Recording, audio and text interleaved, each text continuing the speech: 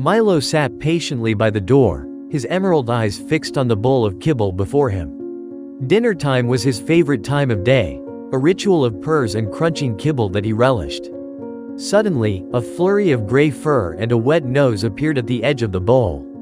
A possum, about the size of Milo, had scurried in, uninvited, and was shoving its snout into the bowl of kibble. Milo, normally a fearless hunter, was frozen in place. His eyes widened in disbelief, a whimper escaping his throat. The possum, unperturbed, devoured the kibble with gusto, leaving Milo with nothing but a bewildered stare.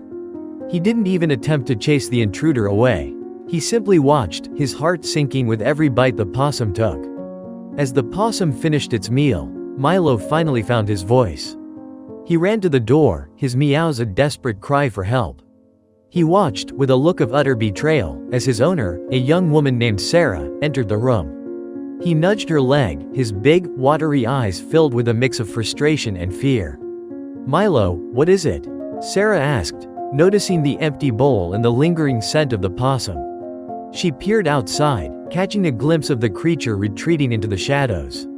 "Why didn't you chase it away?" she wondered, feeling a pang of sympathy for her beloved cat. That was the thing about Milo. He was a pampered house cat, a creature of comfort and routine. His life was filled with soft beds, endless cuddles, and a steady stream of treats. He had never needed to fight for anything, never experienced the harsh realities of the wild. This possum, a creature of the night, an animal he'd only ever seen in documentaries, had completely intimidated him. Sarah, seeing the fear in Milo's eyes, understood. It wasn't just the possum's size or his bold intrusion. It was the unexpectedness of it all, the disruption of his secure, predictable life. He was a scared little kitten, despite his impressive size and feline pride. She knelt down and scooped Milo into her arms, stroking his soft fur as he purred contentedly. She knew, in that moment, that she would have to be his protector, his shield against the unknown. Even if it meant facing a possum herself, she wouldn't let her little ginger cat live in fear. That night, as Sarah watched Milo sleep soundly in his bed, a new understanding dawned on her.